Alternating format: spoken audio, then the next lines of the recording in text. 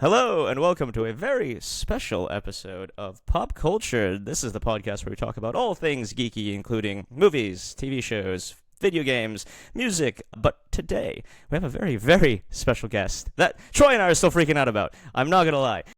We were very lucky to meet this individual last week at the Masters of the Universe premiere. It is none other than Jon, who plays Ram Man in the Masters of the Universe film. He's excellent in it, so spoiler alert for what we're going to talk about. Jon, welcome. We're unbelievably pleased that you're here. Thank you so much for having me, and it's such an honor to reconnect with you guys after last week's premiere. So yeah, honestly, such a pleasure and such an honor to be here. Thank you. I said this already, but the pleasure is ours. So yeah, it's ours. I mean, obviously, you're tremendous in Masters of the Universe.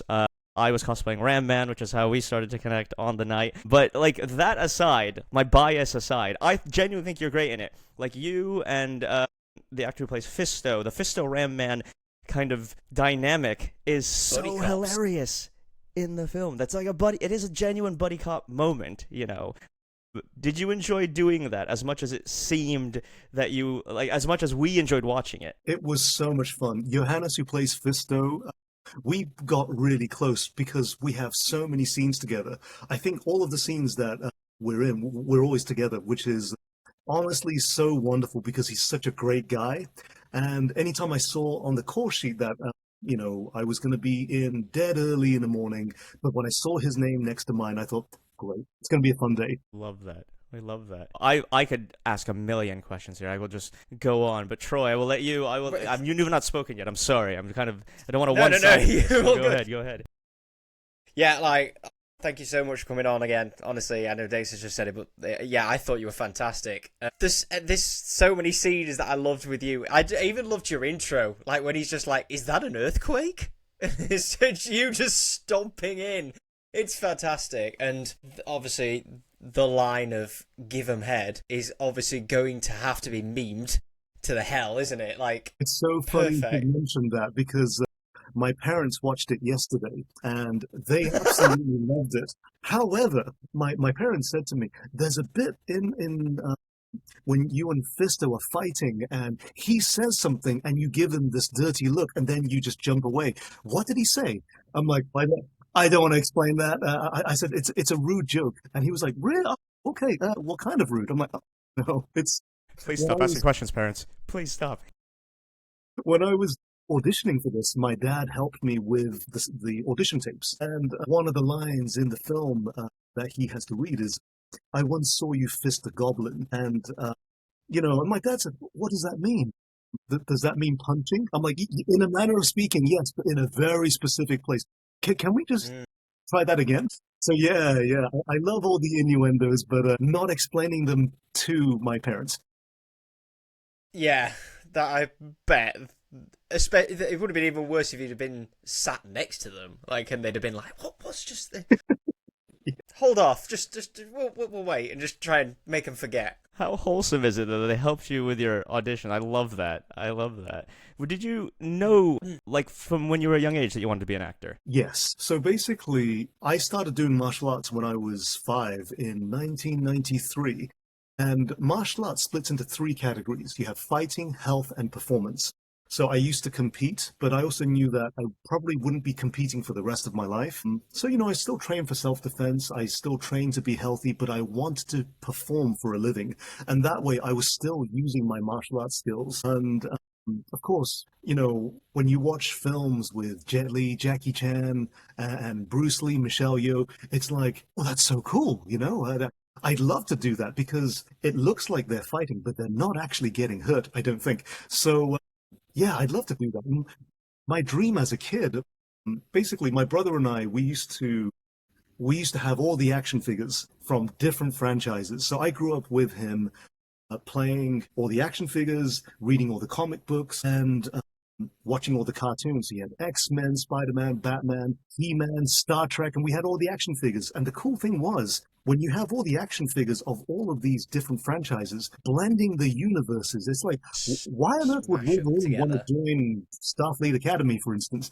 But I remember as a kid thinking, I would love to be a real life superhero. And if I couldn't be a real life superhero, I would settle for playing one in a movie. And if I couldn't be one in a movie, then I would settle for enjoying the tax-free income of a supervillain. That's brilliant. That's I amazing. think we all had that moment of just smashing figures together, didn't we? Like as Yeah. a kid. Oh yeah, I did the exact same thing. I had all my Power Rangers on one side, and then like I had a Mechaneck action figure actually weirdly as a kid that I remembered only when I was watching Masters of the Universe, and I had him and like some of my I other. have this guy sat on my desk. Yes, yes. Incredible. We're just kids with adult money now, but Yeah. yeah. And there's nothing. I mean, I yeah, love you've that. only got Like to look behind me and think like, where's all the money going? exactly. Yeah, Like- it's so true. It's like, how much of this can I write off as a tax expense? You know, it's It's business. It's a serious yeah. business. 100%. It's like, Yeah. you know, my accountant is like, you know, you spent how much at the Lego store? I'm like, It's all the toys you couldn't own as a kid, isn't it? 100%. Like you want the toys you couldn't own. It's Character so research. true. It's so true. Yeah. But that's the thing. When I was researching the role of Ram Man before my audition, it was just reliving my childhood, and it was like sourcing the original action figures, nerding out with my brother, and rewatching the cartoons. And then when I told my dad about it, he was like, I remember we had a Ram Man action figure, you know, the one with the springy legs. I'm like, oh gosh. So, you know, for my parents, for my brother, and for the child in me, I was like, I can't not book this role. That's amazing. Do you feel like young John would be so pleased with where you ended up now? I'd like to think so. I'd like to think, yeah, we did all right. I think you did more than all right. More than all right. Definitely. Yeah. Yeah, I when I first contacted you, I went on your Instagram and I saw you just doing like kick flips and stuff like that, and I was just straight away like, that's a big guy doing flips. Like, what? Thank you. It Very used to be impressive. easier. It used to be easier. Now I have to warm up, and you know, I have to Yeah. warm up for a while. If I manage to get one of those flips on camera, so much the better. But then I spend the remaining hour cooling down and rehabbing. Then a couple days after, you know, recovering. But as I used to be a stunt performer, so most of my training is Wow.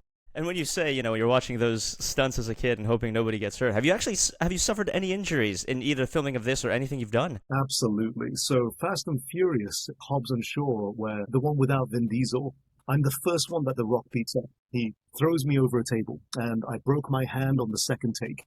And yeah, we did 6 takes. Marvel Eternals. Marvel Eternals. I was the stunt double for Gilgamesh, the Don Lee, who was one of my heroes. The best Eternal, by the way. He Yes. was the best Eternal. And honestly, he was the nicest guy in the world. He was such a humble guy. And I remember watching how he was on set, thinking, you know what? One day, I mean, he is leading by example. If I become a superhero one day, in a role like this is how I'm going to be. He's really set a great example.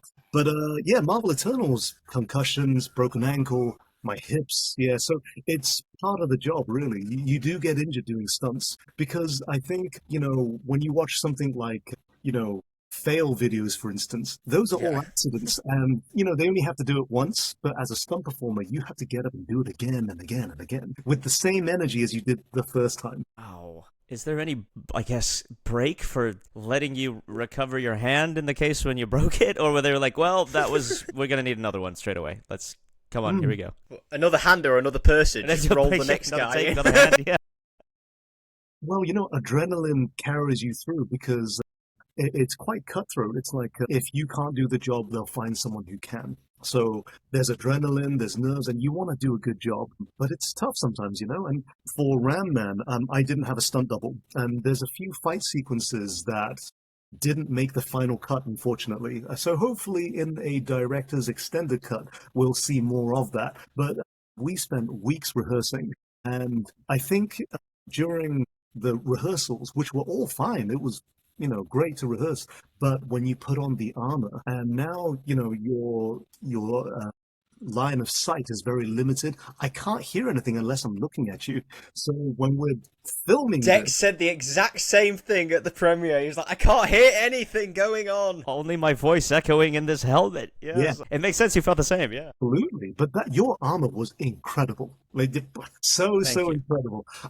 You know what's funny? Before I stepped out and saw you guys, I was actually already in the IMAX theater, and there was a live stream of everything that was going on. And when I saw a Ram Man cosplayer, I thought I need to get myself out now. And a lot of the staff members, they were saying, no, no, no, we're not letting any people out because we're trying to get everyone into the theater.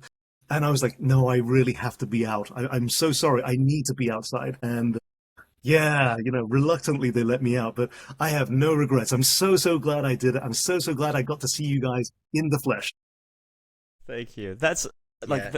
honestly so kind of you to even just want to come back out after just seeing me in the Ram Man armor. Shout out to Steve Knightley, by the way, Knightley Yeah. Studios, who actually worked with Massively. Polyprops to make that armor for me, and he also made the armor for our Man-at-Arms. He also made Troy's He-Man chestplate. He's extremely talented, and I Can think we just say as Polyprops- well, he yeah, made all three within 4 days. yeah, he Really? exceedingly Yeah. talented man. He Yes. he did Ram Man in a day. Yeah, yeah. Didn't think that was possible. From like cursory measurements of Insane. like we're friends in real life, so he was kind of like, yeah, this will probably fit, and then fit perfectly, and it was wild. So he's so talented. But yeah, shout out to Yeah. him. I think Polyprops actually worked on Masters of the Universe. A lot of the actual armor that you and some of the other characters are wearing, I believe, is from Polyprops as well. So yeah, they had a shared connection. Everything that we all wore was Polyprops. So yeah, love Incredible. it. Thank you. Yes, and yes, again, thank you. That moment honestly made my week. It made everyone's month. night. Everyone was so It made like, everyone. yes. The picture of us with you taking a picture of me taking a picture of you, still like core Fantastic. memory for me.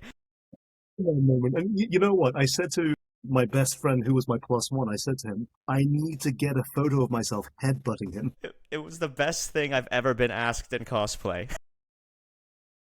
I'm Can I please so have a photo? honored. Headbutting each other. Yeah. Oh, I love it. It's honestly such a wholesome moment. Perfect. And yeah, gosh. That's what we Yeah. all agreed. It was so wholesome. You're very wholesome. All of you, all of the cast actually are so wholesome. We only met a handful of you there, but everyone that we did manage to speak to were just so kind Amazing. and genuine, and just like we could tell we all had the shared passion of not just Masters of the Universe and not just cinema, but like the art, the craft of everything entertainment. Right. We were speaking with James, who plays Mechanic. On the night, we obviously had a little bit of a brief interaction with Brian May as well, which was very cool. When filming this, how close did you all become, as castmates? So James and I were already friends. We knew each other beforehand. So Amazing. when I went into the costume fitting and saw his picture on the wall as a cast member, I was like, oh my gosh. And I immediately texted him. I was like, no, you're on this too? This is amazing. So I already was going into this fully excited, knowing full well that I was going to be with James Wilkinson. What a guy. And meeting Johannes, who plays Fisto. And the majority of my scenes are with him. So we got very close very quickly, especially as we were staying at the same hotels together. And, we'd have breakfast together, and we just sit in the jacuzzi together at the hotel. We got pretty close. And he is a really great guy with a wealth of experience. And he's been in the game for so long. And yeah, getting to meet Nick Galatine, who is just a great dude. Did you guys get to speak with him much? We didn't get to talk to him at all, unfortunately. I was like so desperate to talk to him, but like it was one of those things where he had an interview on stage and then the staff sort of like just usher him away to more stuff. So unfortunately we didn't get to. He commented on all of our costumes and everything, so it's not like, oh, he's being rude, he's literally being driven away. But he seemed lovely. Nick is a really great guy. He's so down to earth, and when I met him for the first time, compared to the second time, he had put on so much weight. And then when I saw him again, maybe a month later, he was having to cut the weight. And, as you are aware, cutting weight is not the nicest of things to do. And when Oh. I visited him on set, I was filming on another stage, and I just went over to see what was going on another set, and Nick was there, and he was in full costume, and I said to him, "I'm so proud of you. I'm so so proud of you because that transformation, it wasn't just physical, it wasn't just mental, it was spiritual to see that transformation. It was so beautiful to see because when he has some big boots to fill, especially with Dolph Lundgren with the cartoons. Yeah. And, I'm not going to say that a lot of us have body dysmorphia. However, it's, yeah, I know how that feels. Yeah, sadly, yes. it's tough, Yeah, because, I can hmm, totally understand what he went through with like the cut and everything, because obviously I wanted to do it for the costume, probably not to the extent he had to, obviously, with the film and everything, but I did 12 weeks of dieting to try and fit the costume as best I could. And I did He-Man back in 2022. That was the first time I'd ever done a cut, and I was like, right, I'm not doing this again until I've improved myself. And the day of the premiere, I weighed myself. From the first time I did it, I was 10 kilos heavier from the first cut. wow. So, It shows. yeah. It absolutely shows. I was telling my best friend, that He-Man cosplayer, he dieted for like 12 weeks. Like, he might as well go compete. He might as well go step on stage and compete. It's incredible. But Don't, the amount of times I've been told this. I don't know if I could do it. Could be fun. Could try absolutely. once. Yeah, we'll Yeah, see. I mean, you know what though? I think with Nick's transformation and just seeing him getting more and more jacked and more muscular, it was so because I'd been weight training for 24 years and 5 days a week, 24 years thereabouts. So anytime I see someone gain a little bit of muscle because it's so much work for so little gain, anytime I see someone at the gym putting on a little bit of muscle, I'm so proud of them. And anytime I see someone cutting a little bit of weight, I'm so proud of them because I know how difficult it is. And I think with Nick, with Cammy, just trying to like pack on muscle, I was just so immensely proud of them. I think like Kojo, who plays Triclops, for instance, I think he was like really putting on a lot of muscle. But then when he tried on the costume, I mean, it covers his arms. He was like, Damn it! What was the point? And I mean this in the best way. Yes, Nick is of course jacked and transformatively, not a word, but you know what I mean. When he actually, spoilers for anyone who hasn't seen the film, but if you haven't, please go see it. When he actually first transforms into He-Man for that first transformation scene is breathtaking.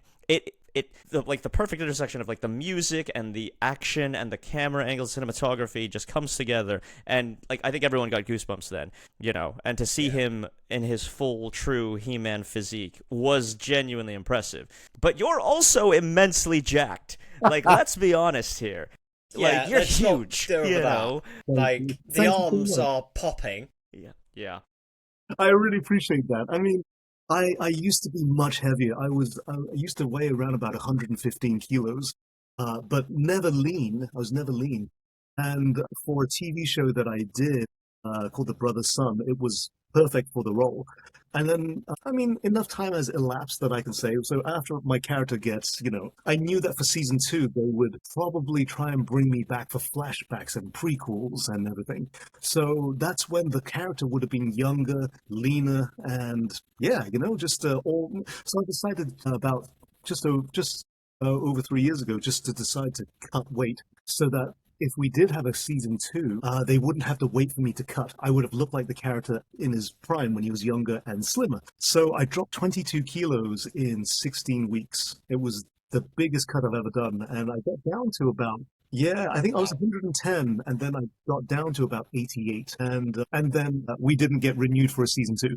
So now from Masters, it was in the contract for me to stay the same weight. So I got to about 89, 90 kilos, and that was okay, but I'd fall asleep everywhere because I had no energy. And also, I only eat one meal a day. So, yeah, it's quite a big meal, but it's just one meal a day.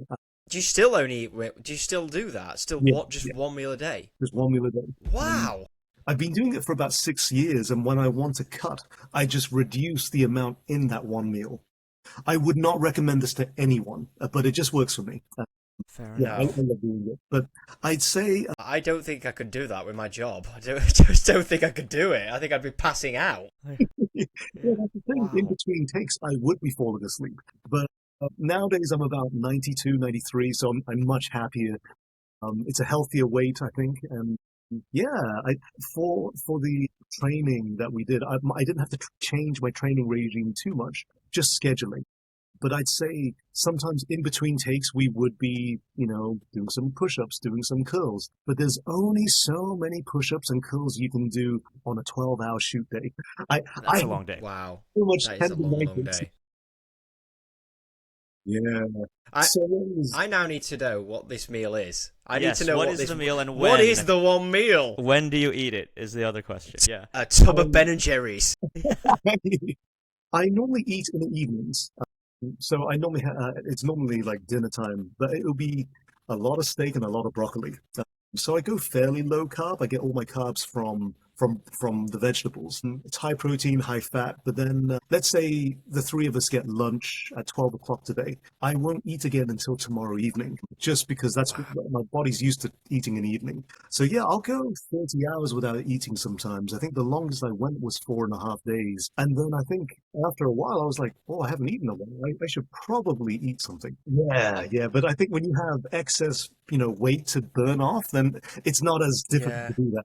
But these days, I think, 1 or 2 days, I can go without food, which is okay. But yeah, I would not, I'm the exception and not the rule. I would not recommend this to anyone else. I know for a fact that if I was doing that, people would have fists in their face, headbutts everywhere, because I would be so hangry all People would the be time. fisted. People would be fisted. Dex I would give be them giving head. head. I'd be left, right, and center. I'd just be giving head. So, Okay. that's intense. No. Whoa. It's definitely not something I'd recommend to anyone. Just seems to work for me. Fair enough. Hey. That's And well, yeah. I mean, That's mad. regardless, it clearly has worked, like visually as well. Like you're strong, you look jacked. Thank you. Yeah, My triumphant on secret stage. really is stand closer to people so that your arms look bigger than they actually are. Have no spatial awareness. And it's like when you're taking photos, stand on the edge of frame when you look a little wider. That's all it is. Big brain energy. I like it. Work smarter, not harder. I like it. Yeah, Absolutely. I've definitely been watching the training videos on your Instagram, like going through, like looking at the old ones, and just being like, when can I train with this guy? Because he looks awesome. I would love to train with you guys. I would love that. Really, really love that. That would be incredible. That would be That would be incredible. insane. I would die, but I'd die happy. So, what is the workout split? Can you divulge the secrets? I like to do upper body, lower body splits. For masters in particular, I added 2 arm days just because. Yeah, so I still hit everything. I do upper body one day and then lower body the next and then arms in between and then, just mix and match. But yeah, the amount of tendonitis I started getting just from doing too much arms. And I gotta say, I sleep about 9 to 10 hours a night every night. Yeah, That's good. highly That's recommend it. good. Yeah. Don't they? Yeah, It's yes. It's something like highly you know, underrated sleep. Yes. Highly exactly, underrated for exactly. like even for like trying to put muscle on. Like Mm. you need to rest. 100%. It's diet 100%. first, then the exercise, but then also the recovery, sleep. That's my worst part. I cannot. I'm a bad sleeper, Oh, so really? I'm jealous of that. Yeah. It's I crazy. just I think when people tell me their routines and their nutrition plans and everything, I'm going through this. I'm like, well, that your lifts are staggering. If you're eating more, but you're still not having enough energy, how much are you sleeping? And if it's like 4 hours a night, I'm like, well, the conversation kind of just that's where it ends. It's you have to fix the sleep, and even getting a nap here and there can really help. But uninterrupted sleep is goated. legit. No, that Massively. yeah. Hear that? Everybody, eat your vegetables and go to sleep. Like this is 100%. yeah advice. Straight after the other. Yeah. Lay in bed, eat a stick of broccoli. Pass Bang. out. Yeah. Done. I like it. Absolutely. I like it. So Where are you guys where- based from? Sorry. Whereabouts? So I am up near Nottingham. I'm about maybe 40 minutes from there, about 20 minutes from Sheffield. And I'm about 40 So, yeah, minutes south of yeah. Birmingham, so we're both kind of like Midlands Northern. Yeah. Mhm. But I mean, I'm in London pretty frequently as well, and then Troy is in London every now and then also. So Yeah, I'm down quite a bit because my partner's from Watford, so we travel down quite a lot, and it's so easy on the train. It's literally like an hour and a half on the train, and the train's like 10 minutes down the road. So I literally drive down the road, park up, down. So I'm actually into London sometimes than people who live in London. yeah, that's true. I assume because of your line of work, I assume you'd have to be in or near London constantly. Like, Yeah, I'm in is Oxford. that not an option? Yeah, I'm in You're- Oxford, so not too far away. Okay. I actually grew up near Birmingham, in Telford, Wolverhampton, kind No of. way. Yeah, yeah. I lost the accent years ago, thank goodness. But yeah, I was going to say, I can't hear an accent at all there. yes. But I'd say certainly with the line Rummy of Ram work, Man. it's bloody great, you know. Yeah, yeah. Give him head, Ram Man. Bram man, I love it. I love it. Oh wow, that's very. I'm an hour from Oxford actually, so Amazing, yeah, amazing. it's. I literally drive by it on the way to when I have to go to the office for my day job. I literally drive through Oxford. It's my Amazing, small amazing. world. If you guys are in town, let me know. Yeah, yeah, it would be great to hang with you guys. Love it. I love Definitely. that, man. Thank you. Yeah. Oh, dude. I don't think I've Yeah, have because I you ever know been to you Oxford. met Lincoln as well, didn't you? Yes, yes. We met your friend Yeah. Lincoln, Yes. also an actor. Well, funny enough, we started talking to each other because like we noticed each other's arms basically, and I was like, I could tell he's hanging around. He overheard us talk about the premiere, and he was like, "Oh, it was my first premiere," and I was like, "Oh, no way, I didn't realize that you were there." And we started talking about it, and I was like, "Dude, you're jacked," and he was like, "No, you're jacked," and then we were like, "You're all right. Let's talk some more." And he said he knew you as well. So yeah, how do you know Lincoln? Like, what's the So story? Lincoln was a student at studying here in Oxford, and I was a guest lecturer at the university. And yeah, we always kept in touch. I used to teach a lot of martial arts classes, and he would come along and train, and he told me, I really want to get into film and everything, and so I've yet to be on set with him, but it's only a matter of time. And he's a really talented guy, very kind-hearted, and so jacked. Like when I saw him, I thought, well, you put on some Definitely. serious muscle here. It's I think genetically, even if he didn't work out, he would still be in insane shape. And the fact that he's lifting so much these days, and you can just see the shoulders, everything is just coming out. It pleases me endlessly. I'm a little jealous.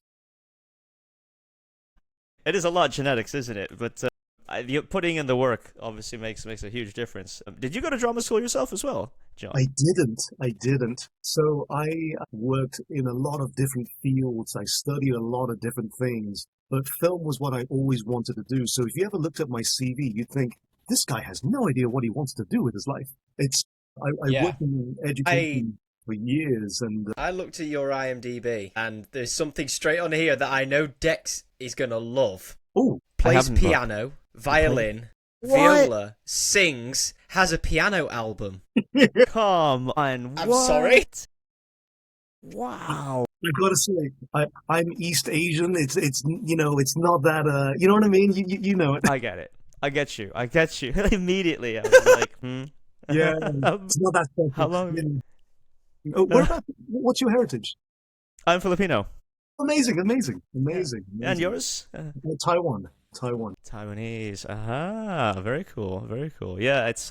I don't know about you, but mine was definitely the Asian parents thing. So it was like, hey, here's a bunch of instruments. Do the things, Sing for us now. How about you take this dance class? And next thing, yeah. Absolutely. And also yeah. And also be a doctor. Like, Yes, oh, okay. 100%, 100%. And you know what though? It's like, before I took film full time, I worked in a lot of different jobs, and and if there was a a day on set, for instance, I'd book a day off work and go film for a bit, and then like for instance, Fast and Furious, I was at work. The next day I was on set, getting thrown over a table by The Rock. And then I get home at 1 in the morning, and at 8 o'clock in the morning, 7 hours later, I'm back at my desk at work with bruising all over my spine, and like a tattoo I couldn't wash off. It's and I remember thinking, oh my gosh, that's incredible. Yeah, but it's so yeah, very grateful for the path that I've had, and the opportunities that I've had. And yeah, I think certainly I say to actors who are coming up, keep the dream alive, because not now never means not ever.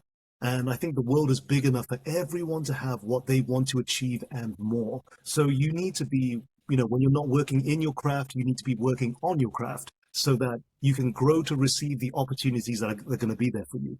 I think it's so important to have that kind of mindset. Just because, I say to a lot of people, my successes are known, but my failures are not. And there are many, but it's, you work on a production and you think this is gonna go far. We're gonna have sequels. We're gonna have, and my character's gonna have a bigger role or something. But then, it never pans out that way. So it's like, okay, no problem. Let's look at the next opportunity and see where that takes me. And yeah, I'm very lucky and very blessed and fortunate to be where I am, and I'm so grateful to be here. And certainly, when I see people like Lincoln, who is so talented, so hardworking, it's only a matter of time for him as well. Mm-hmm.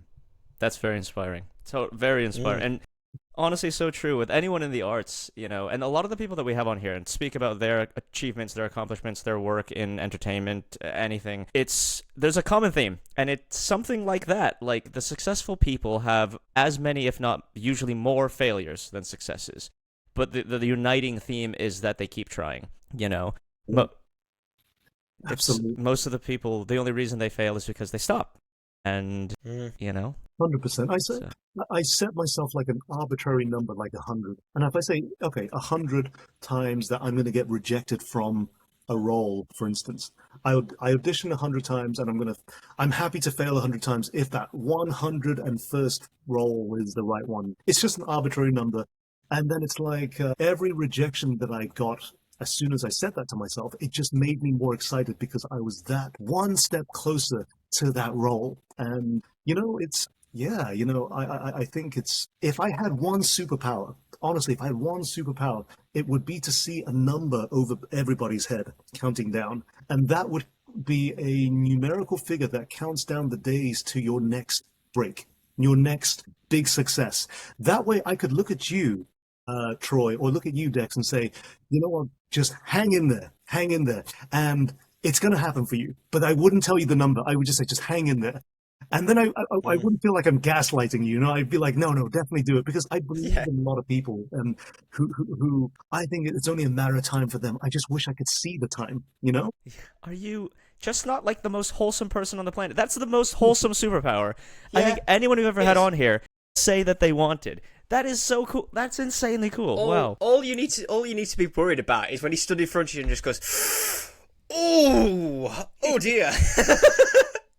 And then it's no. So it's like, I might be, training with another fighter. He says, yeah, well, I'm going to enter this tournament and everything. I think I'm ready. And I'll be like, well, maybe train a little longer. Maybe the next one. Maybe on. So I was going to ask, you said about the audition for Ram Man. What was the audition process like? Because I'm guessing it wasn't like videos of you just running into walls and just saying, that guy looks good doing that. I bet there was a bit more to it than... Yeah.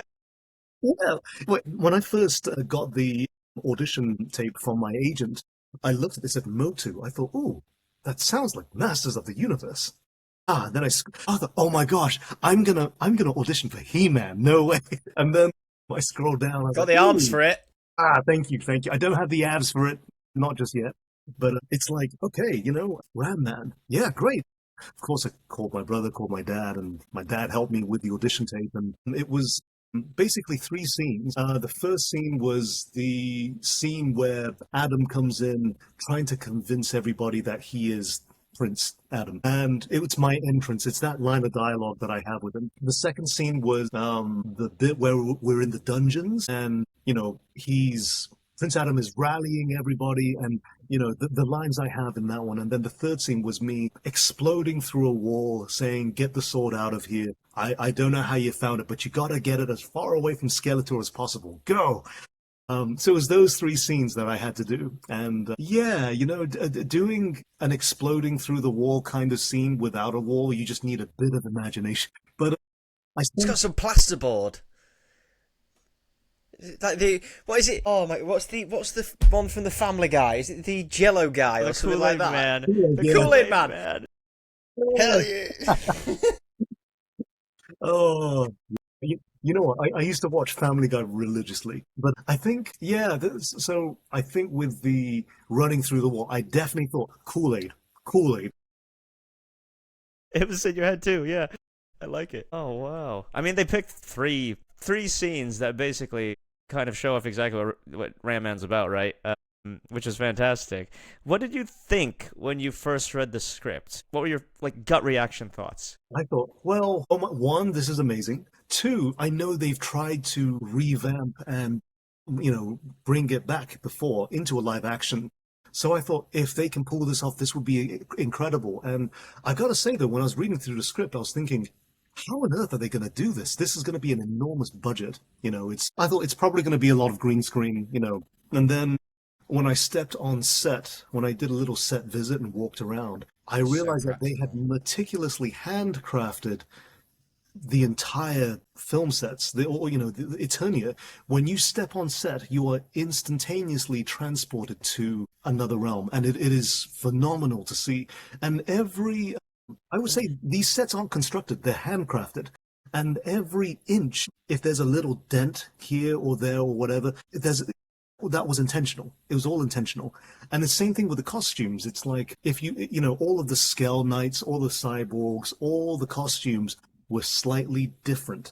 And every difference in the costumes was intentional. And there was so much care and so much love from all the crew members and all the departments, and it was just phenomenal to see. Like in between takes, you'd see a crew member just fixing one of the, statues from an angle that you probably wouldn't even see in the final cut anyway, but everybody cared. And it was honestly so wholesome. And when you're in it, Eternia, in full costume, and the cameras are rolling, getting into character is the simplest thing ever. Practical is so much. I prefer practical over CG any day. I know obviously CGI has its place, but the two melded together is always better than just having just a green screen and going, pretend that thing's there. Yeah. Well, have it there and then add on top. I suppose as an actor as well, it gives you so much more depth to work with, that there is something physically in front of me rather than just, okay, I've got to imagine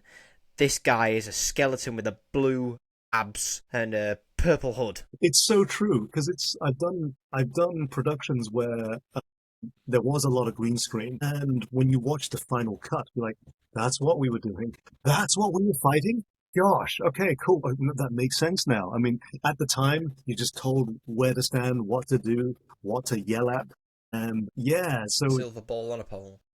Absolutely. My first job, 47 Ronin, we had a lot of, like silver balls and 3D elements, which was really cool. I didn't get to see it until I watched the film. I thought, oh, yeah, okay, that will make sense now. Okay,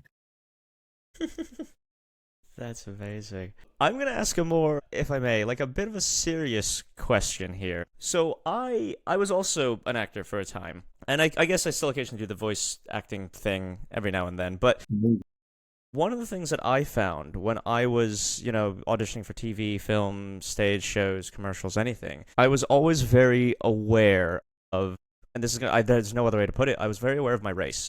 Going to every audition and the reason I got called in. And, you see a lot of the same actors in every one of these audition pools because, especially being Asian in this sort of country, there's very, very few of us in the entertainment industry as it is. How do you find when, you're going up with 4 roles like this? Like, before I ask that question, actually, one of the reasons I wanted to cosplay Ram Man, Troy showed me the picture of like when it was first announced and all the characters were revealed and stuff.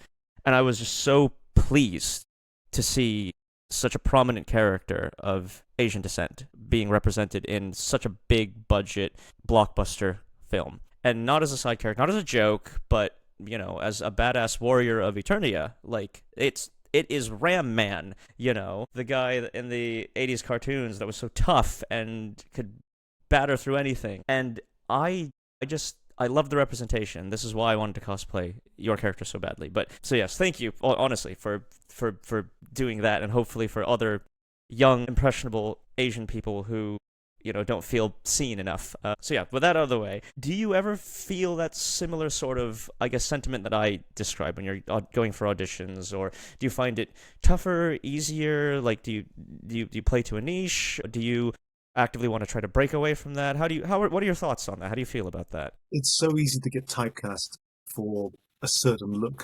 And certainly when I was heavier, it was large, bold, Asian gangster. And it's to be honest, if it helped pay the bills at the time, I didn't mind so much, because for me, it was a stepping stone. But I think certainly like representation is really important, really, really important. But I also think it shouldn't have to be. It should be normalized. Like I remember watching a TV show called Mr. In Between, which is on Disney Plus. Incredible show. And in the show, he's taking care of two kids in a shop, and then two of the kids go missing. And then he goes to the store attendant to say, "I've just lost my kids. Can you do a store announcement?" And the woman has a headscarf, so she is of she is a Muslim, and I didn't notice at all, because if I go to Tesco, for instance, I will see similar people and similar staff members. And and she played the role. She played the role really well. I remember reading some of the comments from some of the clips from that particular scene, and a lot of Muslim people were saying, "Thank you so much for making this character normal." And that really spoke to me, because it's like it's quite cliche to cast me as a ninja samurai kind of character. And certainly when I first got cast for Ram Man, I did receive a lot of these comments about the casting, and to which it's true. I mean, when you have a cartoon, for instance, it's not always the easiest thing to discern what ethnicity a cartoon character is from the 80s. So I think when people said to me, for instance, Ram Man is an Asian, I'm like, well, if we're going to be law specific, I completely agree. He isn't Asian, but he also isn't white. He's Eternian. He just happens to be played by an actor. He's an alien. Yeah, you know what I mean. And I always say to people, It's a different planet. Yeah, but I do say to people that, like, your Ram Man was always described and depicted as a superhuman, super strong, dense, and somewhat dim-witted, humanoid who had springy legs and could headbutt people. I think ethnicity was never part of that role. So it's I always think with certain types of roles, I think if it's historical roles, then yes, we have to be accurate with that. But if with something fantasy-like, no, we can absolutely be far more diverse, and it to not be a statement or a crusade. And I'm a huge Star Trek fan, huge Star Trek fan. So, especially Deep Space Nine, that's my jam, that's my thing. When you watch Star Trek and you actually get to appreciate all the nuances of the different species coming together and everything. As a kid, that meant so much to me, because growing up as an East Asian child, watching Star Trek, I thought, oh gosh, I really like this vision, this vision of the future. And, I like to think we're slowly getting there. That's lovely. Yeah. Star Trek broke the mold, didn't it? Really, it was like, wasn't it the first kiss between a white and a black woman on TV, and it was like shocking to people that this thing, but like it shouldn't be. It shouldn't be. It shouldn't be. It really shouldn't be. And here's what I'd say though. It's like people will judge us now, 10 years from now, 20 years from now, by standards that do not exist currently. You know what I mean? That's true. So, so I'd say, live your life, be as happy as you can, live as fulfilling a life as you possibly can. And, I'm a bit of an overthinker, a bit of a worrier at times, because, when I'm having to portray a character that was depicted from the 80s, there is a huge responsibility to the fans to get this right and to do the character justice. And I'd say, for instance, Kingpin in Daredevil, Ben Affleck, right? Ben Affleck's Daredevil. What a casting choice that was. Getting Michael Clark. It was great. Wow. I mean, the voice, the build, just the presence. You know what? That was such a perfect casting. You know what I mean? And I think there will always be people who have an opinion against things like this. But at the end of the day, it's like, you should never you should never lose sleep over this, And I always say to people, you can't please everyone. You really can't please everyone. Yeah, that's true. Like, saying about that, like on the casting thing, it should just be, is this guy a great actor and great for the role? The one I go to, that's a great one, by the way, the Kingpin one. The one I go to is Jeffrey Wright as Commissioner Gordon. Excellent in The choice. Batman. Phenomenal choice. Yeah. Never questioned it once. As soon as he was cast, I was like, perfect. You've absolutely nailed that casting. Never once occurred to me like, oh, this is a black man playing a character that's predominantly been white in a comic. I was just like, that guy is Commissioner Gordon instantly. I agree. I definitely think when you have the right person for the role, and I said to Travis Knight, the director, of course, I was really nervous to meet him first time round because I was a huge fan of Bumblebee. And when I went into his Fantastic office, film. Isn't it so good? Fantastic film. I think so, and when I stepped into his office, there was action figures and memorabilia everywhere. And he spoke to me so passionately about his vision, about the universe that he wanted to create, where I would fit into that. It was so inspiring. And I did say to him, what was it about my audition that, that you liked? And he was like, your comedic timing. It was a no-brainer. And I thought, oh, you know what? I'm so happy to hear that. And having spent time with Travis, he is such a wonderful guy. And, I always, in Travis we trust, I think because he's a fan. He's a real fan. Mm-hmm. And I remember actually I made some random Star Trek joke, like a really niche Star Trek reference, which, I just under my breath and he chuckled. I'm like, Travis, are you a Star Trek fan? He goes, yeah, what was your first clue? Amazing. But, Man knows ball. That's amazing. Yeah. Yeah, Wow. just give these IPs to fans, like, that people know. Like, literally, it just writes itself. I mean, we've literally just been saying about casting someone and not being worried about the ethnicity or anything like that. There's another one in the Master Universe movie, which is Idris Elba as Man-at-Arms. Never questioned it once. He's perfect. Never, as soon as he was cast, I was like, yeah, that works. Instantly. 100%. Completely forgot the character wasn't originally black or, like any other ethnicity. I was like, oh, yeah, okay. Makes sense. So, If someone's right for the role, and I think Travis really looks at the soul of someone to see if they can portray that. That is so important. And I heard an interview where he was talking about, the soul, and that really spoke to me. I thought that was so beautiful the way he described what he looks for someone in a character to portray the character rather. And honestly, it was, having spent time with Travis, it's like, I really believe that. I really believe his vision. And, it's so inspiring. And, with Idris Elba, I got to say, he's so cool. Sir Idris. buy that. Sir Idris. Yeah.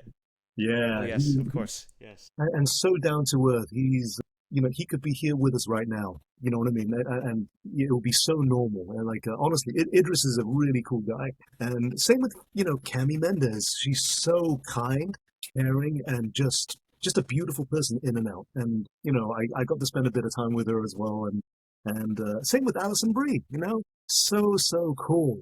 So cool. And so humble. I remember I was in a makeup chair next to her. And I said to her, how's the training been for you? She goes, yeah, no, it's been okay. It's been fine. I mean, I've actually done a bit of stunt training before. I'm like, oh, really? Tell me more about it. And she goes, I once did a show called Glow where I had to do my own stunts. Love that. But here's the thing. She said, I once did a show called Glow, and then I went home and binged all of it in 3 days. It's so good. It's so good. It's so good. My gosh, and when I said to her, you really downplayed that. You weren't just, you didn't just once do this. You were this entire show. Oh my gosh. And she is so cool and so wonderful and vibrant, and she brings about this beautiful energy, and you can't help but smile, That's very cool. Honestly, just being on set with all these amazing people who I'm really honored to call my colleagues, just I will consider them friends too, but it's such an honor because they are such cool people, so down to earth, hardworking, and when you see them perform, of course, when we see the final cut in the cinema, you see an editor's choice of the best takes, the best angles. But when you're with the other cast members watching them perform and from different doing different takes, different types of deliveries, it just makes you and inspires you to be a better performer, and it's very humbling. That's very cool. I love that. I love stories of people say never meet your heroes, and I love stories where no, meet all your heroes. They're actually really cool. They're actually really humble. I can vouch cool for people. that, definitely. Yes, Troy's met a fair few of his heroes. In fairness, Yeah, they're all that, definitely. Again, a running theme amongst the successful, really cool people that we've spoken to is that it's the humility as well. It's just that's we're all 100%. just. Who did you meet? Yeah. Tell me. I'd love to know. James Gunn. Nice. So literally all the cosplay stuff and everything is all I started because of James Gunn. It's he's been indirectly influencing my life through cosplay and everything, honestly, all the way. And then Superman came along and he was now writing and directing one of my favourite characters. And yeah, I got a chance to meet him at the premiere and literally cried into his arms. It was really beautiful. It was genuinely very sweet. And you had even said oh, I met my fiance. She and I are together because of cosplay, and I'm only cosplaying because of you. And he was like, "Come here!" And he grabs Troy, pulls him in the biggest hug. It was so wholesome, so genuine. Yeah. Yeah, and there's a clip on DC UK where 4 million followers and people have seen me crying in James Gunn's arms. That's so wholesome. That's so wholesome. I love that. I think when I know when they say don't meet your heroes, but when you do, I've met a lot of my heroes, and Michelle Yeoh was one of them. And now I was super nervous because I grew up watching her. I was a kid, and now I'm on set with her on The Brother Sun, and it's like, oh my gosh, she's so cool. She's like your best friend, your auntie, and your mother rolled into one. I remember walking past her while she was talking to an assistant, giving that assistant dating advice. I'm like, incredible. She cared so much, and yeah. And then at the flip of a switch, she's badass as hell. And that's just badass as hell. Yeah. 100%. It's like she'd been playing Candy Crush right until this. Okay, rolling. Okay. That's amazing. She's just that good. Yeah. Yeah, I'm very glad that I can say meeting my heroes has never been a problem. I've literally, like Dexter said that one. There was 3 on my list of people to meet, my 3, and I met all of them within 1 year, which was mad. So there was Charlie Cox, Daredevil, it's my favourite character of anything. James Gunn and John Cena. What was that like? What was he like? So have you seen Peacemaker? Yeah. So I've done the dance on stage with John Cena. While he was dressed as while Troy was dressed as Peacemaker. Yeah. That's incredible. Yeah. Incredible. So that was mad. Wow. He comes across as such a nice guy, he was, and I take the time, if he ever puts up if a Comic-Con or anything puts up an interview where he's been on stage or anything, I sit down and listen to it, because the guy could just do motivational speaking as well. He is just, and the life that he's led and the advice he gives is phenomenal. He seems another down-to-earth guy, he's just open about everything. I really rate that about actors or performers that do that, because it's like, if you look at John Cena, for instance, we might think he's a wrestler or an actor, but that is actually very different from who he is as a person. And, I've met a lot of, and I count myself in this, I make my living as an actor, but I spend most of my time not acting, you know what I mean? So it's so important to stay grounded and, be a normal person. I still get the bus into town because it's far simpler than it is to drive, but I think it's so important just to keep your feet on the ground, and John Cena does that beautifully. And I've heard a lot of his motivational speeches, and I'm like, you know what? This guy, these opinions are so well thought out, and I really, really rate that about him. And it's not just an age thing as well. It's like my favorite story of all time. I was in LA, and Michelle Yeoh invites us to have lunch in Beverly Hills. So I got to meet some other actors, and one of them brings her best friend who sits next to me. And I say to this girl, I mean, are you an actress? And she goes, I'm more of a singer-songwriter. I'm like, really? What kind of music do you do? And she goes, I just listen from tour. And I'm talking to this girl for a good 90 minutes as I'm pouring her tea and just finding out more about her. And someone says to her, I watched your documentary. And I'm like, you have a documentary? And where can I watch it? And she goes, oh, it's probably on Disney Plus or something. And I'm like, would you say it's reflective of your life? And she goes, eh. And then I said to her, are you on Instagram and can I follow you? She goes, sure, types in her name. And I'm like, oh my gosh, all my friends follow you. I'm so sorry I'm late to the party. Let me follow you now. And anyway, as I'm about to leave, I give her a hug and say, it was so nice to meet you. I'd love to hang out with you again. And she said, it was so nice to meet you too. I'm sure I'll see you around. And I said to her, best of luck with your music. And she goes, thank you. Anyway, I get into an Uber and I see a billboard. I'm like, that looks remarkably like the girl I just sat next to. We're just waiting for who it is, aren't we, Dex? So I get to my cousin's house. I have family out in LA, so I get to my cousin's house. And she's like, hey, how's lunch? I'm like, yeah, I sat next to the singer. Her name's Olivia. She was so sweet. And she goes, Rodrigo? I'm like, oh, you've heard of her. And she goes, My God. yeah, yeah. It was Olivia Rodrigo. Oops. I didn't know. Wow. Everywhere I went, her music was playing. I'd say to the taxi driver, hey, can you turn me this up? This is great. Who's it by? He goes, oh, Olivia Rodrigo. I'm like, of course it is. And, I'd be at a restaurant with someone. I'd be facing the window. And I'm like, oh, do you mind if we swap? Because Olivia's billboard is right there. A constant reminder. But it was crazy because that week I randomly saw Keanu Reeves in an elevator. Randomly. Amazing. And I didn't want to say anything to him because he's quite private. But he's listening to the conversation that I'm having with the person that I'm with. As I leave the elevator, he says to me, hey, best of luck with your shoot. And I said to him, well, thank you very much, Mr. Reeves. Actually, you and I worked together 11 years ago on 47 Ronin. It was my first film. You were really, really nice to me. And thank you so much because you're actually one of the reasons why I'm still in the game. So thank you. I said the whole thing in one breath. And he was like, oh my God, 47 Ronin, dude, I'm so happy you're doing so well, man. I said, can I grab a selfie with you? He goes, yeah. I grabbed a selfie with him and then the elevator door closed. You got the yeah. And I collapsed. I had 11 years to practice that, but I told that story to Olivia. And I said to her, so Liv, you never know who you might meet in LA. I can't believe I said that to her of all people. I can't believe it. But you know what, though? My point with age, for instance, she like Olivia, when I met her, she was 19 and she was so intelligent. She had these incredibly thoughtful opinions and really some hot takes. I thought, oh my gosh, that's really, really inspiring to hear. How old are you? Oh, okay.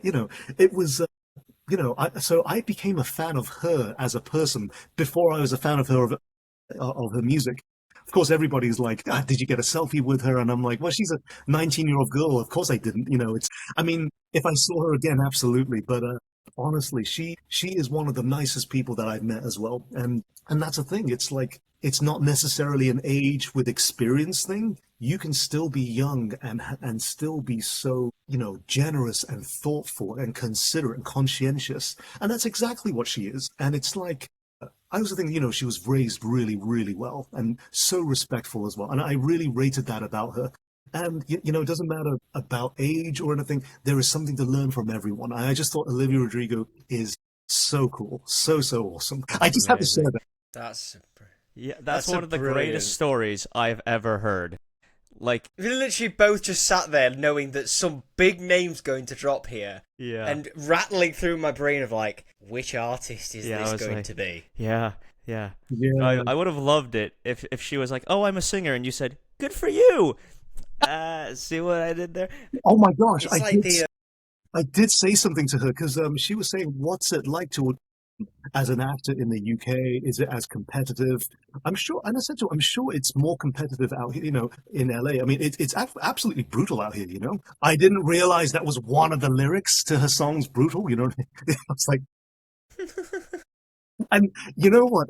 Some of the guys who were on the same table, when I saw them a couple days later, they said, dude, 100% thought you were just trolling her. I'm like, no, I had no idea. I had no idea.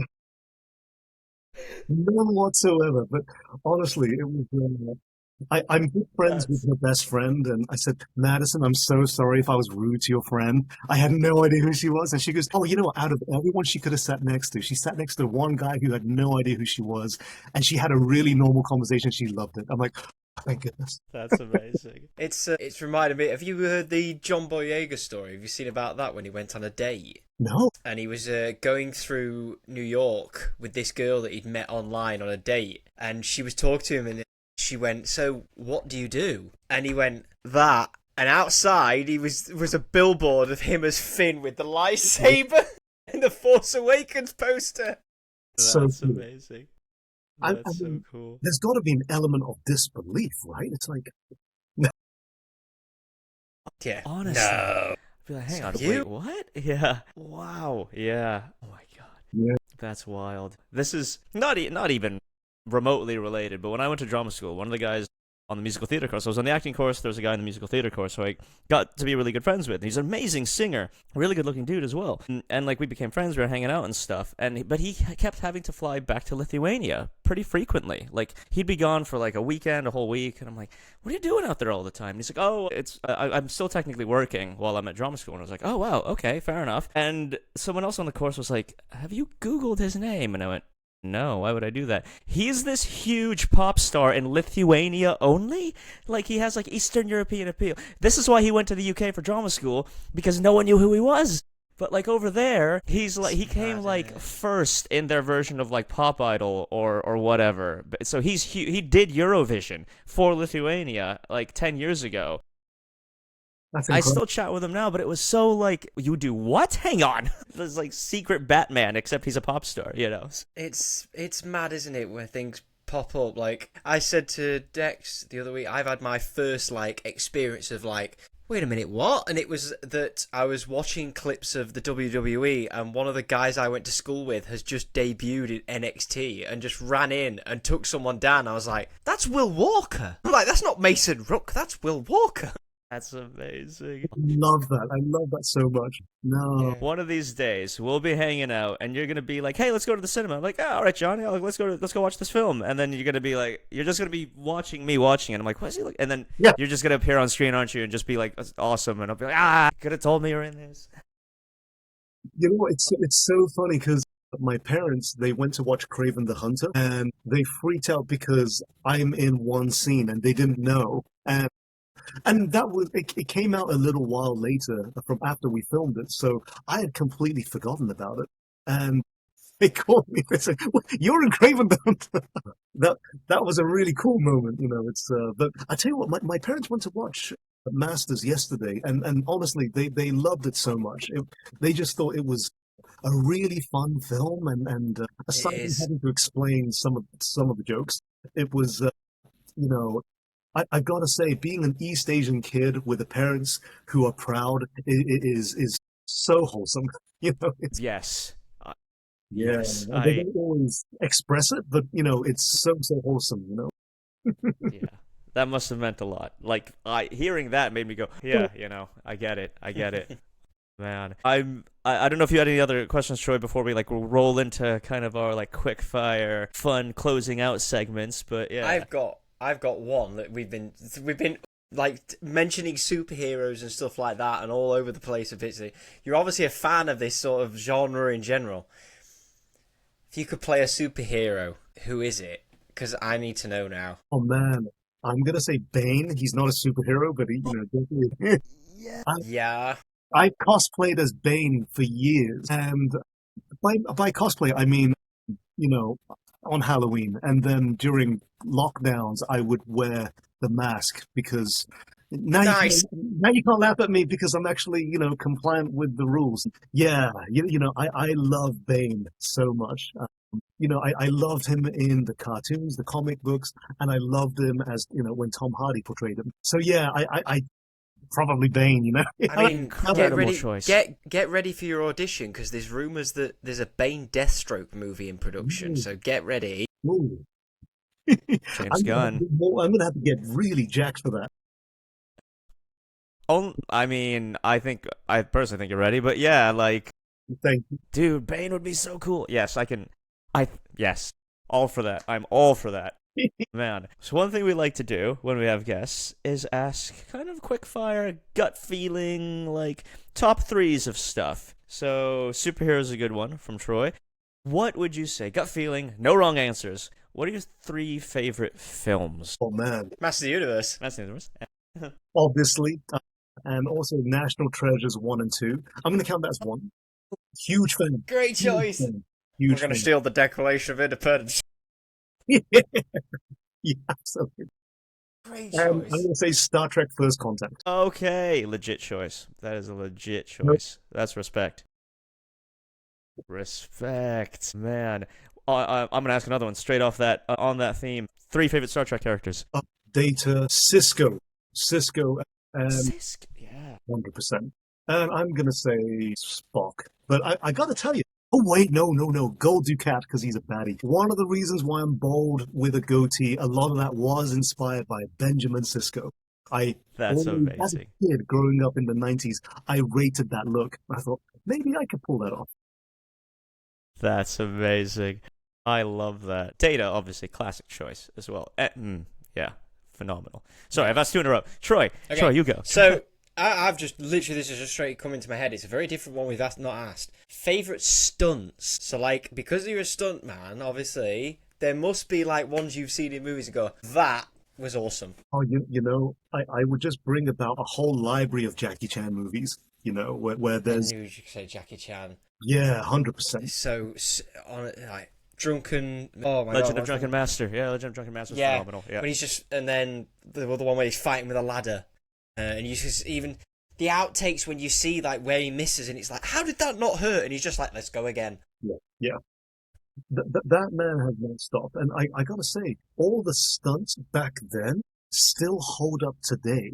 The standard Yeah. that he set is still so high. And because I love the honesty with the outtakes, because it just shows how long and how many takes it actually took, despite all the injuries. And, I got to say, Jackie Chan is built different. He is something else. And it's like, I mean, he's in his 70s, I believe, and he's still going. Obviously, Insane. he's more limited in what he can do now because I'm sure a lot of insurance companies won't want to insure him. And also, when you see what he can do, even in the last, in Karate Kid Legends, when you see the way he moves, for instance, beautiful. Still got it. He never not Yeah. happy. You know what I mean? It's so There's a flow to it, isn't there? 100%, 100%, and that flow is Just- repetition. Yeah. Day in day out of just rehearsals, training, and that's still really inspiring to me. And it doesn't matter what I've done in my career. When I look at someone like Jackie Chan, Jet Li, Donnie Yen, Bruce Lee, I always think there's so much further to go. You know what I mean? It's like Yeah. they've paved the way for a lot of us, and we're standing on the shoulders of greatness here. So it's I'll always pay my respects to the elder generations because I think like Rumble in the Bronx, for instance, or anything that you just see the sheer speed, timing, the coordination, second to none. Yeah. I literally, like, we know that the next John Wick spin-off movie is Kane. Yes. And I just, that the fighting in that is just going to be insane with him behind the. This is what happens when you get stunt performers making a film and showing what they can absolutely do. Did you ever watch the TV series, The Continental? No, the John I Wick watched spin-off. some of no. it. I've watched some of it. It's on Amazon, I It believe, is. isn't it? I And think it's so, it's about it is Winston, isn't That's it? right, About that's how right. he rose up and that. Yes. Yeah, it's a shame that didn't get renewed, but I did one episode of that.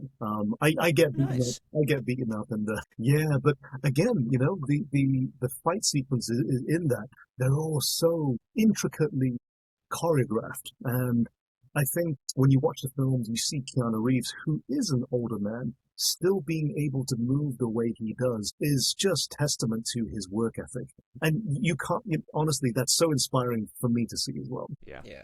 Stunt guys deserve an Oscar. Honestly. Sorry, there should be a category. Like, this category's for everything. How is there not an Oscar for this? Yeah. Yeah. Literally putting your bodies on the line. Many stunt performers have died, of course, in the line of duty, unfortunately, as well. Mhm. Like, Yeah. it needs to be recognized formally. So I agree, and When I was on Masters, I knew a lot of the stunt performers because I'd worked with them before as a stunt performer. And it was such an honor to fight them, fight my own friends, and also win. Because when you're a stunt performer, you never win. You get taken out, and that's it. It's pretty unceremonious sometimes. So it was such an honor to fight my own friends and for them to let me win. That's so cool. That's actually really cool. I never thought of it that way. Yeah, stunt people always lose, of course. Yeah. Always, and it's like most stunt performers are such phenomenal athletes. They're so well rounded, and you have to be there. You have to be good at everything. So you need to be able to fit a mold. So, for instance, getting someone to double for Nick, for instance, Johnny James, industry legend, he had to be of a similar build, similar height, and that's the thing. It's something that they struggle to find for me because ideally you need someone of the same kind of build, height, ideally ethnic background, and also they have to move the way I do as well, and more proficiently. But I say that, but every year that bar gets lower. Bar definitely gets lower every year. But, Keanu and Jackie Chan could do it. You can do it. There's plenty of career left. Plenty of running into walls left. Yes, plenty of walls to still ram through. Now, you said you did 19 of these or something yesterday, 19 interviews, or it was a pretty full-on day. This is good. It was good. It was fun. This is a question I'm stealing from one of our presenter friends who does these press junkets a lot, Dujon. What question do you wish you were asked that you haven't been asked yet? Question. Am I happy? Are you happy? I am so happy. I'm in such a great place. I'm in an attitude of gratitude. I'm living my dream, and it's. I just want people to see that it's all possible. It's all possible, and it's something that I would definitely want anyone who's looking to get into acting or anyone who's already an actor that the best is still yet to come, and also it's like it's very much a combination of keeping your head down for the grind, but your chin up for a healthy mind. That's a great line. That's a great line. Yeah. I love that it rhymes as well. Like, genuinely, it's a great line. Like, that's amazing. So, yeah, very cool. Yeah. Honestly, like, you've got an action figure of yourself. I think you could literally say, I've done it. I've done it. Completed it. You know what? Kid me is like, oh my gosh. And adult me is like, adult me. You said you literally, you could literally, you're like, with my brother, smashing toys together. You could pick yourself up and fight someone now. Yes. Absolutely. I still don't have my own action figure. I've signed a few, and the likeness is remarkable because they scanned our faces. But I gotta say, they were really generous with those arms. They were so generous with those arms. I'm like, okay. We need to sort that out. Yeah. We need to sort that out. I know some people at Forbidden Planet, and I will be in touch with them. We will get you a Ram Man. You're getting your own. We're getting you a Ram Man. Yeah, Thank you so much. No, but it's surreal to have my own action figure. It's because there's two versions that are out at the moment, and honestly, it's that's a dream come true. Just to be immortalized in I don't know 6-inch plastic, and it is incredible.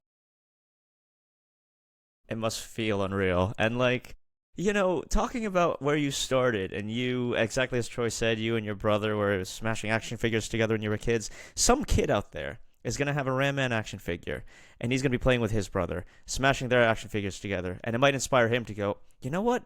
I kind of want to do this for a living, And that's so cool. But that's why podcasts and interviews like this are so important, because you never know who will watch this. And I really want any kid who ever stumbles upon any interviews that I've done or anything that I've ever said, I want them to take the positivity from that, and it is a lot of hard work, but if it's making sure that you don't treat your goals like dreams, you still have to work for them. And I always say to people that, it's out there. The world is big enough for everyone to have what they want to achieve and more. And it's so important just to keep going, just to keep going.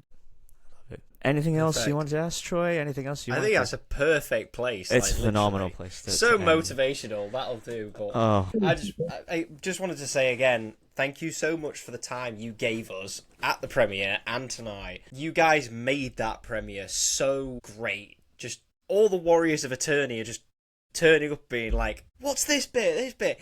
Like, we know Paul's favourite bit is James walked up to him in Fisto and he went, does that work? And Paul just was like that with his Fisto hand, that it actually works. And it made his night. It was brilliant. Yeah, it meant so much to us. Thank you so much, because this whole experience is about you guys. It's all about the fans. It's all about the fans, and it's like, and it's especially the group that you guys surround yourself with have been nothing but friendly and kind and inclusively caring and so positive. And honestly, it's so heartwarming to be amongst you. It's it really is. So down the line we should all hang out. I'd love that. Definitely. Genuinely would love that. Yes. Incredible. This is you're so gracious. This has been such an amazing time. We'd love to have you back. We're speaking with a few other people from the cast who I think are going to join as well. Like if we could. Am I the first one? You're the first one. You are. Yes. Yes. Yeah. We love it. Good, I'm very happy to hear that. You're also the first one we asked, for the record, out of everyone. You are. Yes. I'm really honored. I have this tendency to take shots, as Dex calls it, and I just message anyone.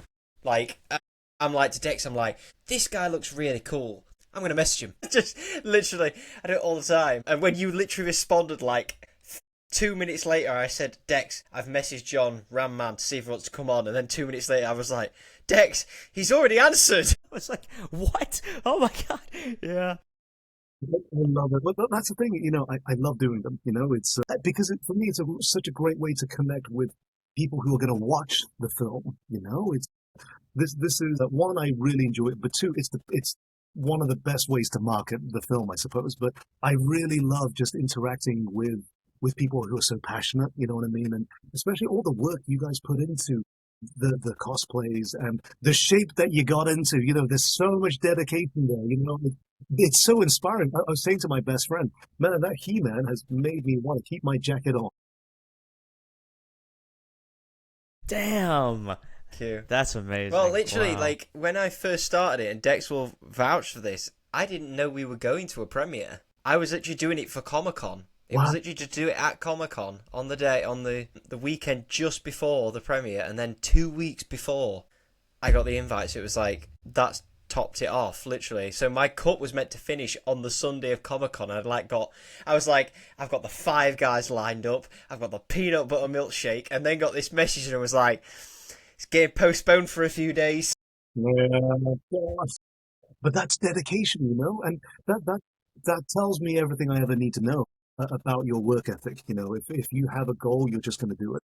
And I think a lot of people get so detracted by choosing what they want in the moment over what they want in the long run.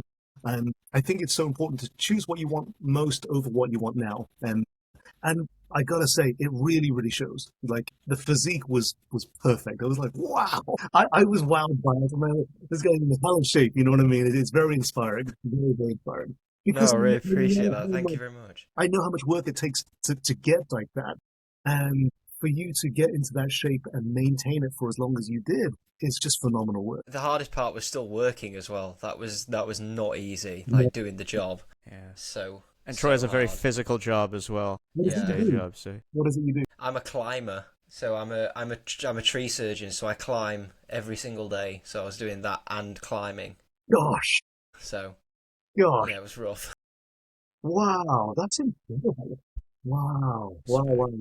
Yeah. Well, how about you, Dex? What is it you do? So I'm a desk job kind of guy. I head up the direct retail sales channel for a company called Wizards of the Coast. We do Dungeons and Dragons and Magic the Gathering. Yeah, so I stock retailers full of D&D and Magic's products and stuff, and lots of commercial conversation. It's a lot of spreadsheets and all of that, but yeah. Like I said, I still do voice acting every now and then, and it's great to work in a geeky industry because I go, oh, I gotta leave early. I'm like, I've got this like thing, and my like sales director will be like, is it a premiere? And I'll be like, yeah, and she'll be like, can you take all the pictures for me? And just she loves it. She's like, just geek out. She loves. They all love seeing the cosplay. So yeah, I'm very lucky. Very lucky. Love that so much. I love that so much. Yeah. Thank you. Honestly, though, I think doing the voice acting is so great as well. Yeah, I've done a little bit, but I didn't realize just how much of an endurance you need to have for that. Not the Yeah. The amount of it's a different muscle that you're using and like your core support, and then like there's days when I read audiobooks and I go, oh, the entire day I wasn't supporting properly, and next thing you know you're like, this shouldn't feel like this, you know? Yeah, it's some books are long, and if anyone who's listening, if you ever do an audiobook, read the book beforehand. Don't do what I sometimes do and just turn up and then read the book, and halfway through you go, oh, there's a character who has a French accent. Oh, no, okay. I'm gonna have to do that. I'm gonna find that somewhere. Okay. of that. Incredible, incredible. Well, John, where can people find you if they want to watch your stuff? If they want to follow you on socials, how could they find you? In the IMAX screen at the In minute. the IMAX, watch Masters of the Universe in IMAX. Definitely in IMAX, especially actually, because the scale, the spectacle of it needs to be appreciated. But yes, on socials, etc. How can people find you, John? Just Instagram. And yeah, it's just at Jon Xue Zhang on Instagram. And if you see me on any dating apps, it's not me. For the record, you heard it here first. I've had a few impersonators, and it's like, No way! Oh my God! yeah, I've had a few impersonators on dating apps and other social media. But I say to people, it's not me. Don't send him money. Send me money. Yes. Yeah, but just That's on Instagram. amazing. Okay. There you go. Incredible. Lovely stuff. Well, again, this has been so much fun, and thank you for wanting to come on. We'd absolutely have you again. Please, love that. I would love to keep in touch. I would love to follow your career and more in depth. I'd love to hang out, just hear all the cool things you're doing. Like Troy and I would like love any more time to just experience you and like all the amazing things that you're so involved in. So thank you for being here. Thank you for having me. And show us up training. Show us up. Show us up in training. Yeah. I gas out very quickly. My warm up, and I'm done. But you lift heavy. All you need is one to fail your rep. That's it. Absolutely. Thank you guys so much for having me. It's been such a pleasure to chat with you. Thank you. And yes, Masters of the Universe is out in cinemas as we speak. Please go see the film, everyone. This has been Pop Cultured. We'll catch you next time.